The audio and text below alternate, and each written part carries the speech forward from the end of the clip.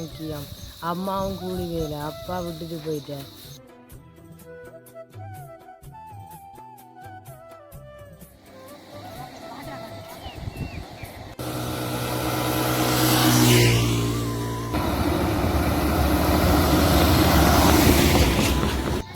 வணக்கம் உறவுகளே, கேவிஆர் டிவிலேருந்து கேடி பாரதி. நாங்கள் நிற்கிறது இன்றைக்கு ஏனையின் வீதியில் நிற்கிறோம். ஏனையின் வீதியில் உங்களுக்கு தெரியும், தொடர்ந்து இப்போ பாலப்பழ சீசன் ரெண்டபடியாக பாலப்பழம் விற்பனைகள் அமோகமாக நடந்து கொண்டிருக்கு வீதி ஓரங்களில்.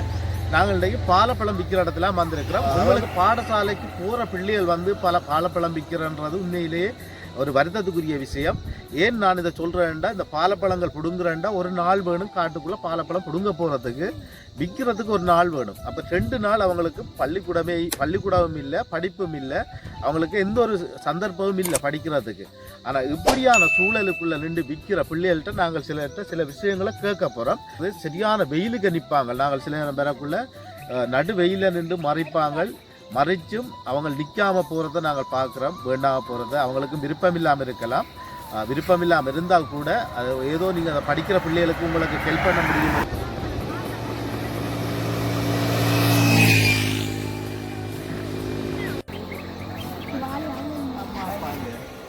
அம்மா கூலி வேலை, அவ்வளோ காலம்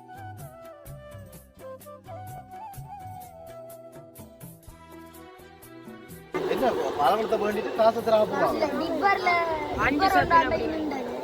அம்மா இல்ல, நானும் இவர் தான் வந்தாங்க. இவர் பாத்ரூம் போயிட்டாரு. அங்க இவற்ற சொப்பின் தான், இவற்ற சொப்பின் அப்ப என்னோட காசு சண்டை பிடிக்க அவளுக்கு. அப்பா அப்பா இருக்கு, அப்பா விட்டுட்டு போயிட்டாரு. அப்ப அம்மா 2ஆம் தரம் கல்யாணம் கஷ்டம். அம்மாக்கு வழிவாரு அக்கா இருக்கிற அப்பா வேறு திருமணம் செய்துட்டான். எங்களை அப்பா அங்க இருக்கேன்னு தெரியாது.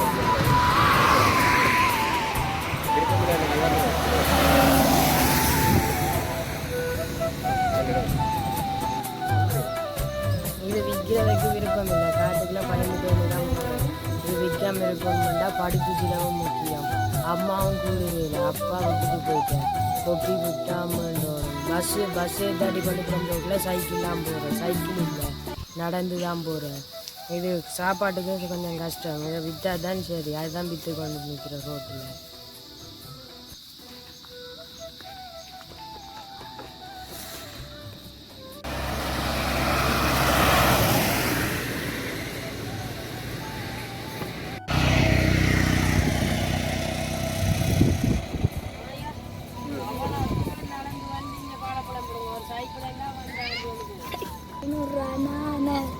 இப்போ நாங்கள் இது விற்கிற காரணம் படிக்கிறதுக்கு புத்தகம் கோப்பியல் வேண்ட, டியூஷன் காசு அதுகளுக்கு தான்.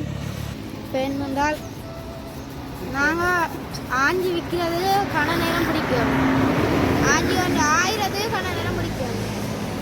கொண்டாந்து அங்கே இந்த காட்டுக்கு கன தூரம் கொண்டாந்து விற்கிறாண்டால் கன நேரம் பிடிக்கும். ஒரு நாள் செல்லும் பிடிக்கும். தம்பி ஒரு ஆள் இருக்கு, அவரு காலையில் இந்த காணொலியை பார்க்குறவங்க கட்டாயம் உதவி செய்வாங்க. சரியா? எங்களுக்கு படிக்கிறதுக்கு உதவி செய்தால் இந்த பழம் தாங்க விற்க மாட்டோம்.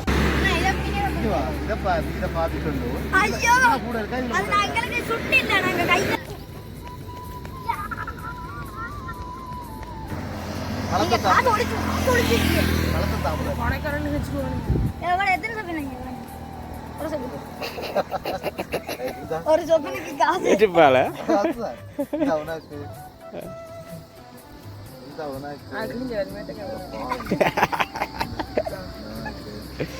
100 ரூபாயா? பரவாயில்ல, நல்ல மனசு. சரி,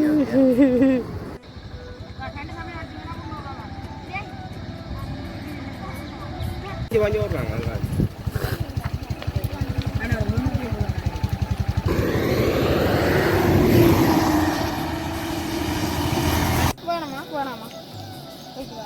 பழைய பாலம் பிடிக்க மாட்டேன். பாவம் காசு. உறவுகளே, எங்களோட காணொலியை நீங்கள் ஃபுல்லாக பார்த்துருப்பீங்கன்ற நம்பிக்கையோட நான் சொல்கிறேன். ஏற்கனவே நான் உங்களுக்கு சில விடயங்களை சொல்லியிருந்தேன். இதில் இன்னொரு விடயம் என்னென்னா, சின்ன பிள்ளைகள் விற்கிறதுல சிலர் ஏமாற்றிட்டு போகிறாங்கன்னு சொல்கிறாங்க. எப்படி ஏமாத்துறாங்கன்னா, பணத்தை தாங்க தம்பின்னு சொல்லி கேட்டுட்டு அவங்க சரி சொத்துல ஒன்றை கொடுத்தா பிறகு அவங்க 2 தான் கையில் வச்சிருக்கிறாங்க.